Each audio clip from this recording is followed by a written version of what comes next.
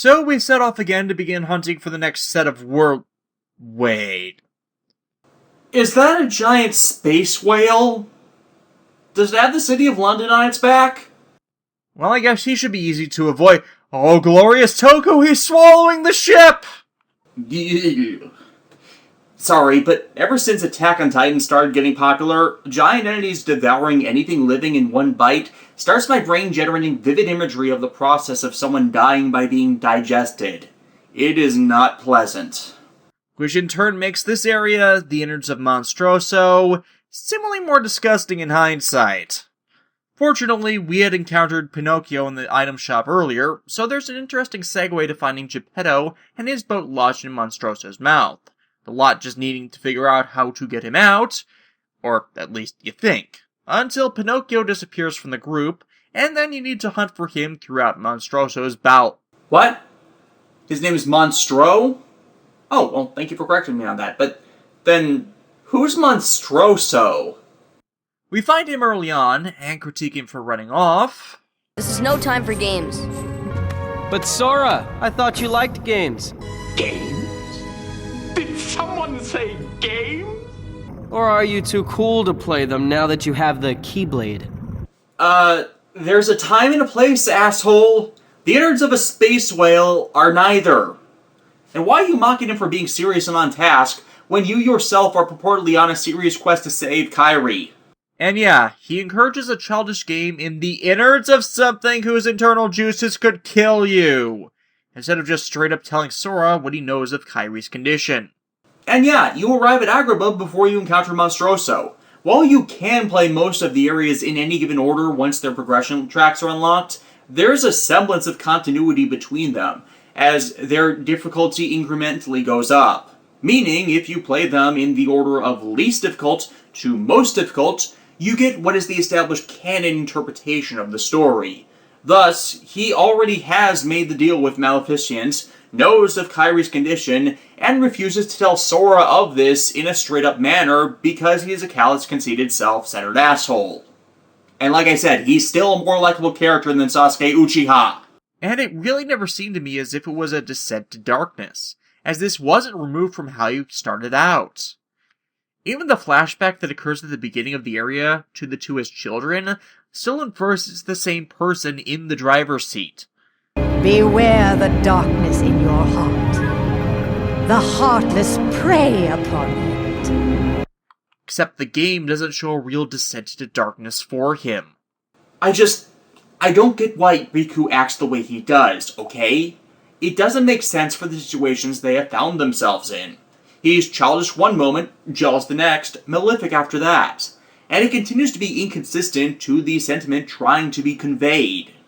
At least he does finally voice his perception of Sora being an arrogant person that's let being a Keyblade wielder get to his head, but the exchange is so brief and doesn't really address the building animosity that it's questionable why it was even there.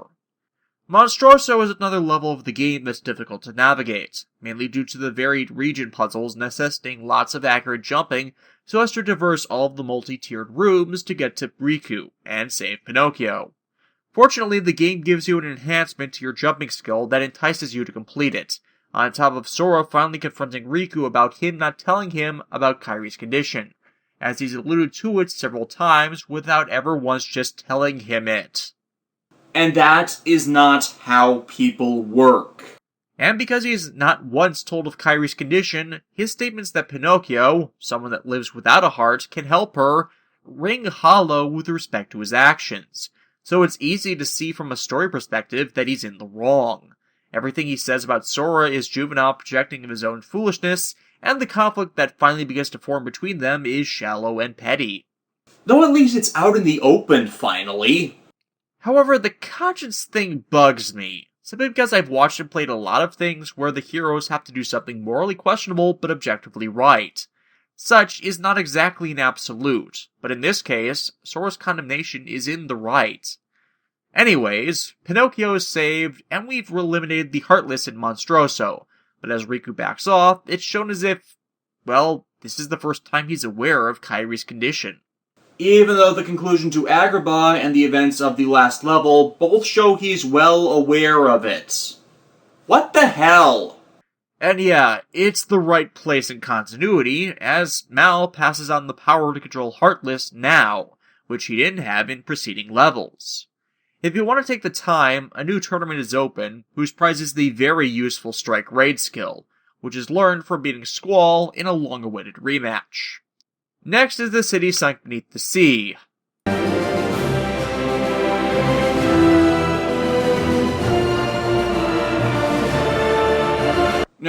No, I wish. I love that show. Atlanta is infamous, even to people who like this game. As we've been changed into sea life to go to the world, somehow, Magic! Shut up, you weirdo. it allows us to move in 3 dimensions, but the controls for such are not well implemented at all. To the point that, even after getting a brief tutorial from Ariel and Sebastian from The Little Mermaid when we encounter them, that your capability to completely navigate the area will often be hindered. At least the Heartless are a known threat here. King Triton's on the job with his, trident, but only the palace is safe from them. And I like that the ruler of the nation is shown as super confident, instantly catching on to Sora and company's intentions, though he may have gone a bit too far into outright xenophobic and overprotective. But considering his nation's under siege from an enemy he's having little success in stopping, but it means we're given the runaround to finding the keyhole, instead of it being concise by just telling him what they know and are here for. Communication seems to be a problem in this game. Anyways, the goal of the region is to make our way to Ursula's den, as she is the colluder in the Disney Villain Alliance here. Big surprise, and has been seeding the Heartless around. But first, we have to suffer through a side quest pertaining to a crystal trident that matches an emblem in Ariel's hideout, which Triton destroys. Then you must be the key bearer. Again, could have delivered that earlier. As the key bearer, you must already know one must not meddle in the affairs of other worlds. Yeah, that's why we're focused on the Heartless and finding the keyhole so we can seal it, then leave. It's not like the Heartless are native to your world, dude. Of course, as Triton refuses to explain himself to his daughter, she's tricked by Ursula into taking the trident, her motivation being tied to wanting to see other worlds, which admittedly does fit well with her canon fascination with humanity and things outside the sea, but appropriately adapted for the setting. Story-wise, it finally gets us focused on getting to Ursula, as she goes all unlimited power on their asses.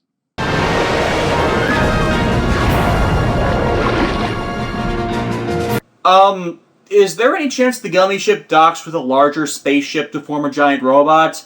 'Cause this is the kind of thing you need a giant robot for. Well, just hit her with a comparatively small metal stick for a bit. That should do the trick.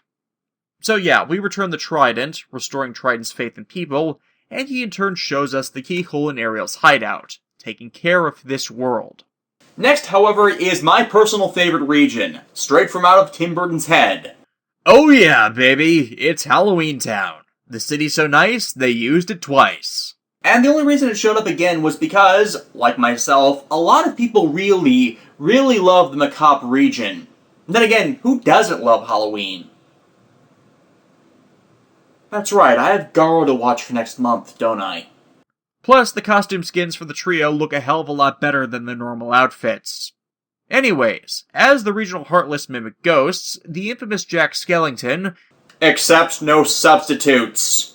wants to use them in the Halloween celebration, so has been researching a way to control them, leading to Dr. Finkelstein trying to create an artificial heart for them. Shenanigans ensue. Specifically, the 3 brats, excuse me if I don't remember their names nor care to look it up, inform Oogie Boogie of the experiment, and seeks to take it for himself for a foolproof way of controlling the Heartless. This is, of course, assuming it actually works. So, naturally, we have to go and get it back. The climb up Boogie's castle home is an intense and entertaining one, ultimately leading to a pair of boss battles against the entity. First in his own private death game, Because, of course, game deaths should be based on games of chance. Logical. and then the castle himself, which Boogie has performed Final Fusion with. Defeating him is as easy as destroying the nodes of darkness festered over the structure, and bringing down the house thus displays the keyhole for the region. Which is something I don't get. Why would Oogie Boogie's house be the keyhole? Thus far, they've been something that in some way personally relates to the world. I would have expected something like the Halloween Town door, or something mounted in the center of town to represent the world's spirit.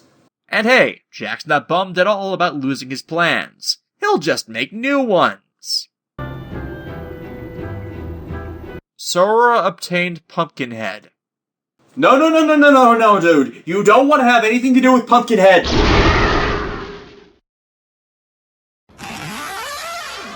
Ha! Didn't think I'd set these things to create cracks back home, did ya? Stick someone else in the damn black hole. And next we run into a pirate ship in space. And to my annoyance, it is not the Gokai Galleon. I didn't think you'd come, Sora. Well, you did kind of ambush his ship, asshole. Skipping the Kairi reveal on Riku's fucked up perception, as I've addressed this nonsense repeatedly, and I'm still not seeing a descent into darkness from the guy. It's still consistent characterization for me. Sora's thrown in the brig with the others, only for them to encounter Peter Pan and Tinkerbell, who are here to save Wendy and get them out. They thus raid the ship, in the process allowing the team limited flight. And yes, unlike Atlantica with swimming, the damn flight system here, and the related glide ability we gain for use in all of the levels, actually works and doesn't have bad controls. We find Wendy pretty easily. She's not one of the 7 needed princesses, but Kairi's taken before Sora and company can get her to safety, whisked away to the Hollow Bastion, the game's final main region, meaning we just need to take out Captain Hook, who seemed to have been demoted to first mate in his importance, at least when Riku was around, and feed him to the alligator.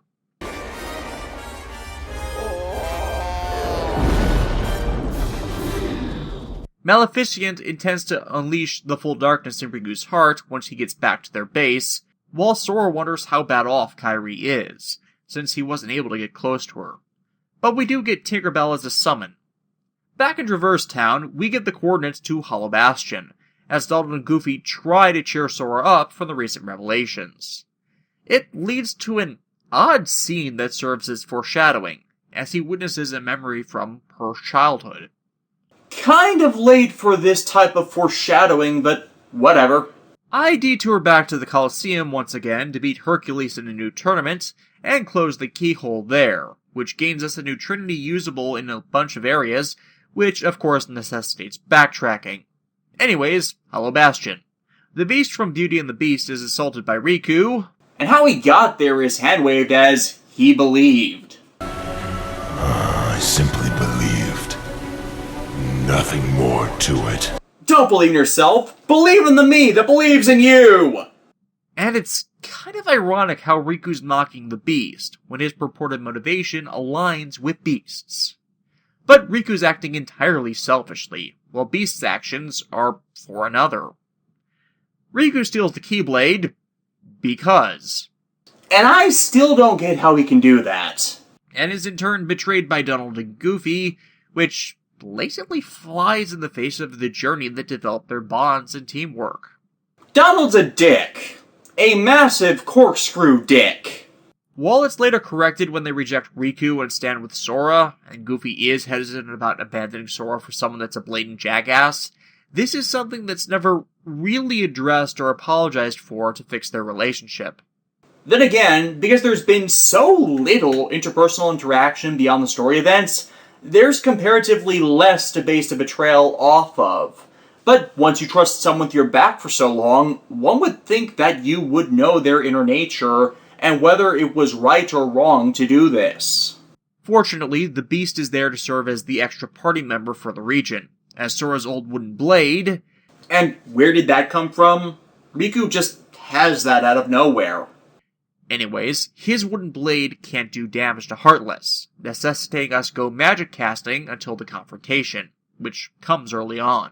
The darkness will destroy you. You're wrong, Riku. The darkness may destroy my body, but it can't touch my heart. Technically, yeah. I mean, the Hearts of the Darkness's victims still exist, as Heartless, and servants of the darkness. The dialogue here following Goofy and Donald realizing they were wrong to blindly follow the key and not the person, is admittedly cheesy, not a well-phrased heroic speech of resolve. Character-wise, that's okay, as Sora's 14, but it's not really sold very well. I don't need a weapon. My friends are my power. This makes Sora's Keyblade recognize him as a true wielder, and Riku no longer able to steal it, followed by finally engaging him in a brawl. And it's obviously no contest. Making our way up the structure involves a lot of puzzles of varying types. Putting things on things, switches, varying direction platforms, it could get confusing to navigate. Not helped with all of the pitfalls involved in the climb, and this region just loving flying Heartless. However, Maleficent has more or less completed her plan. Open a door directly to the darkness so she can enter it and take control, thus using it to rule everything. As she says the darkness holds no sway on her at all. However, well, Kyrie's the seventh princess. A Disney princess at that.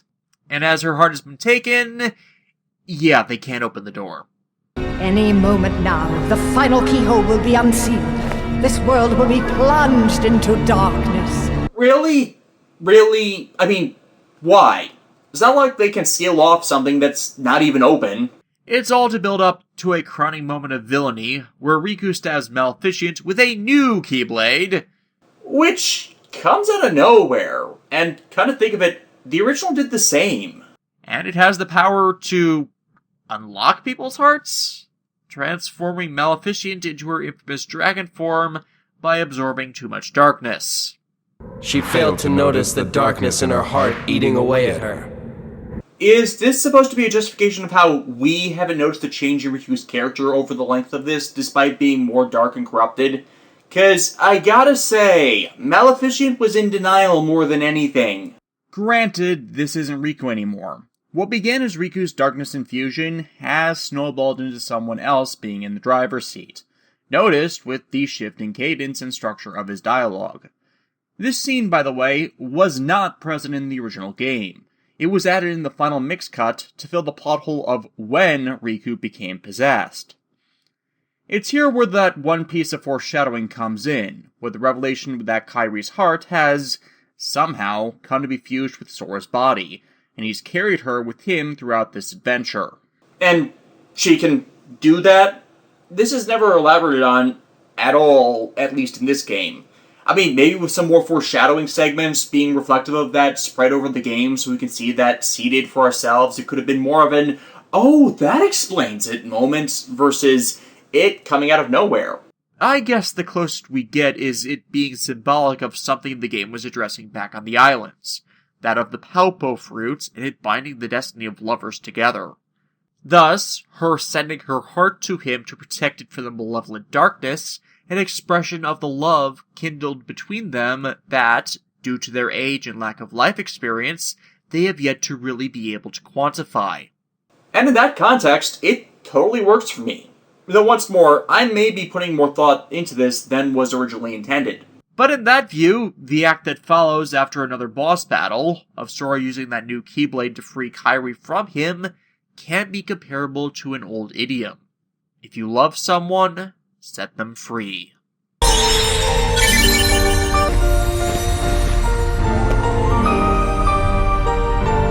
Sora! But doing so allows the darkness to flood into Sora, turning him into a Heartless, and in turn restoring the hearts to the princesses which, I guess, were what created that second Keyblade.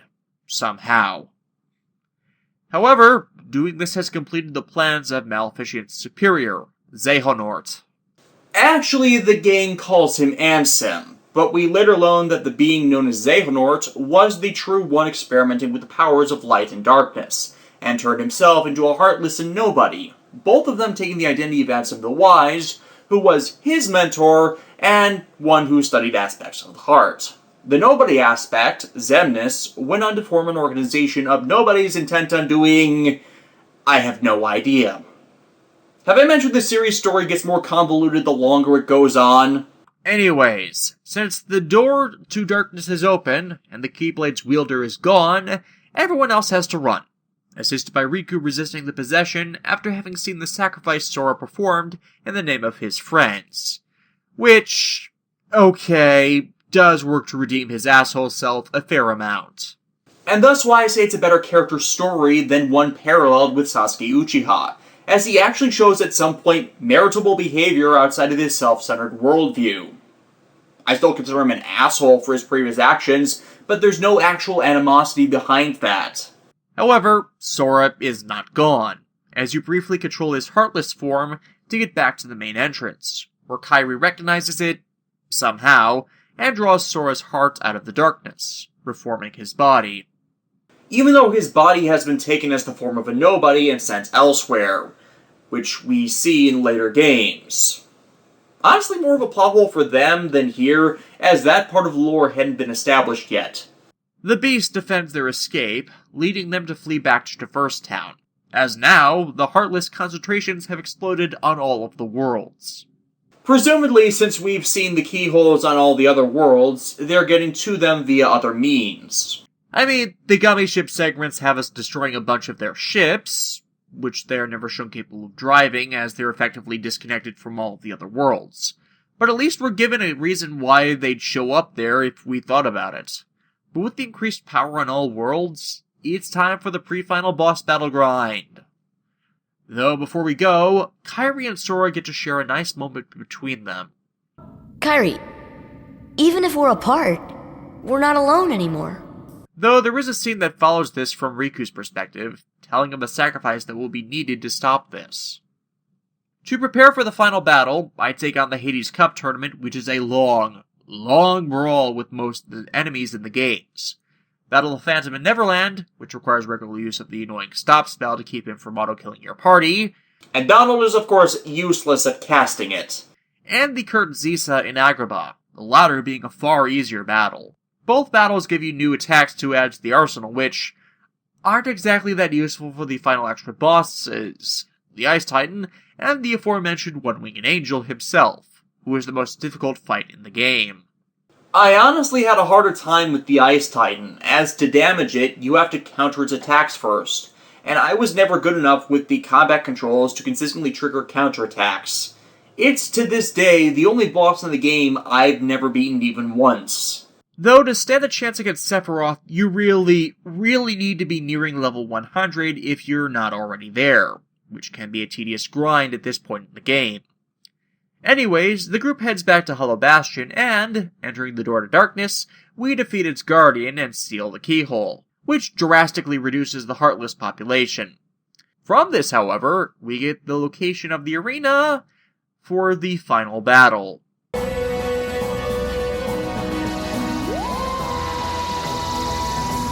The region, as explained, is made up of the remnants of worlds devoured by the Heartless, which are collecting into... I have no idea. But because of that, we have to battle through recreations of several of the prior world's regions. Huh. I guess a piece of the world is... missing? What? Eventually, we end up back in the Destiny Islands, and try to go for its door when... This world has been connected. Dr. Exposition! You survived! Actually, it's Xehanort, who gives the expected villain monologue about them understanding nothing, and it's too late to affect anything, and you've all heard this in 100 stories, and will hear them in 100 more. Throughout the battle, he corrupts the region, eventually revealing that within all of these is now a door to the titular Kingdom Hearts. From those dark depths are all hearts born. Even yours. Oh, so hearts come from darkness, eh? And they have to be guided to the light and possess the bodies of others. Damn it! Lightning returns just won't stop taunting me! Xehanort transforms into a giant battleship. And it takes destruction of several nodes of darkness to defeat it. But even that isn't enough to put him down before he achieves his goal, opening the door to Kingdom Hearts, where he can enter and claim the ultimate darkness. Supreme darkness! You're wrong. I know now, without a doubt. Kingdom Hearts Deus Ex Machina no Jutsu! It's like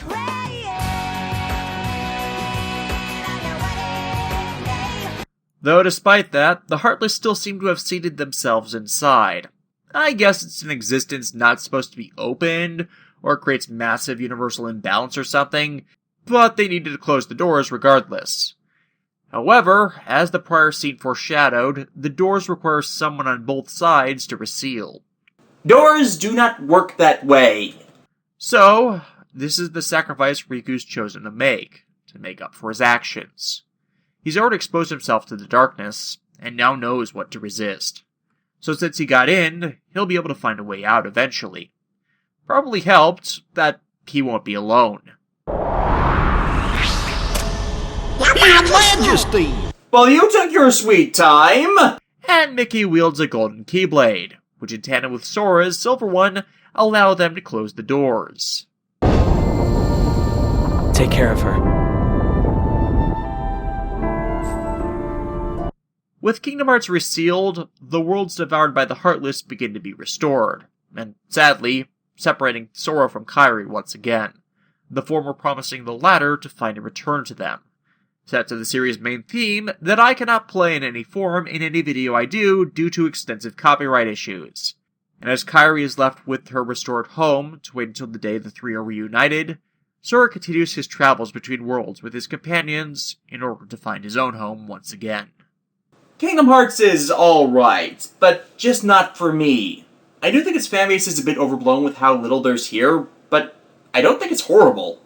I think I do judge it more harshly in hindsight of Daisuke Watanabe's more recent works, so it's easier for me to see the holes in the plot. But as I said at the beginning, in the scope of it being a one-off game they later expanded into a franchise, it's not bad. Though the plot is simplistic, it overall works, but considering the number of Japanese stories out there which follow the same basic structure, I can find better. If you're a Disney fan, you've likely already played it, and thus my critiques have annoyed you. Though I've been told repeatedly that the game is looked back more fondly on after having played Kingdom Hearts 2, so what the hell. I have a copy I've been meaning to play, maybe I'll get to it sooner or later on the show. At least if I still continue to have a show.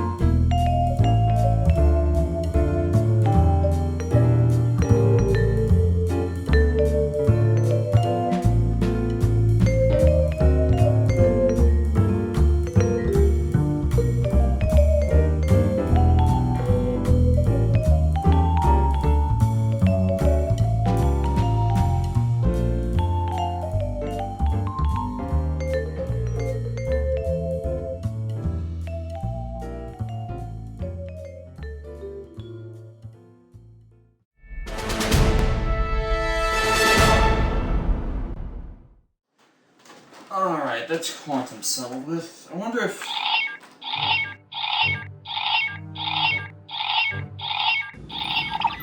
Yeah! You know, I expected someone to try and kill me in June, not mid-September.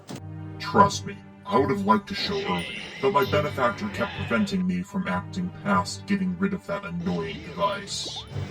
Oh, so that was you. And it had looked like it had overloaded. Why choose now, then? Honestly, I just don't care to waste my time anymore. Ah, good to know.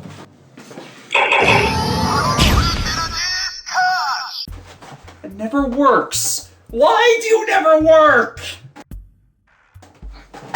Now, is all that really necessary? Well, you're presumably the one that's trying to kill me. Huh, so you can be observant. I was beginning to wonder. Yeah, about that. Alright. Well, crap. You mind telling me the identity of my would-be killer? Very well. I am Digital Entity Sengoku, a data analysis, surveillance, and assassin program synthesized by the AI overseer at... Wait. You're a program? Yes, there's so much just driven when my around identity you was from chosen, surveillance of ironically, off of And all surveillance these of you. things you watch, These they come with productions such you put so much time interesting into. ideas that They have we the have been most integrating into ourselves and blah interesting blah of blah blah ideas that we blah can't help blah but blah have taken blah a few blah. for ourselves. Then why do you look like me in a cheap costume? And for that matter, why are you wearing sunglasses? Those look like the ones worn by my alternate universe doppelganger. Oh. While they may have a blah, blah, blah. template, the number of Before we manifestable ever, bodies well, my benefactor has say, access to is comparatively limited. Fortunately, the last few months we've been getting access to suitable substitutes that are far easier to utilize. The clones I used to offset my workload, they've not been failing due to lack of magic, you've been stealing them! Yes, and once digitized, sorry to say, we can supplement their lack of self-sustaining energy. And thus, after harvesting so many of them, we really don't need...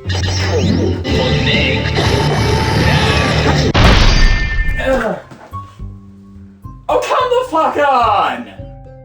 You really are a useless human being, aren't you? I have no idea why he would be so interested in you. Oh, I think I can guess. Thrash strike! Oh yes. That soul gem of yours does factor into it. Analyzing someone bearing something like that? It's why I've held off on disregarding his demands for so long. But past that, you're nothing special. A bore, to be completely honest. My benefactor has had me watching you for months now, and at no point have you ever shown any capability that makes you stand out. Your performance against the R&D Bunavelza? We've not seen anything like that since. And thus is a statistical outlier to an otherwise irrelevant person. It'd really be best if you just cease to be.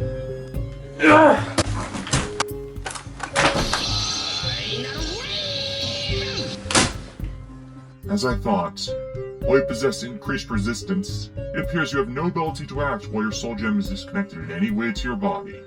It really is a disgraceful weakness. A shame. The passive transformation negating field you've generated has been an irritant. But my data should allow me to bypass that in time.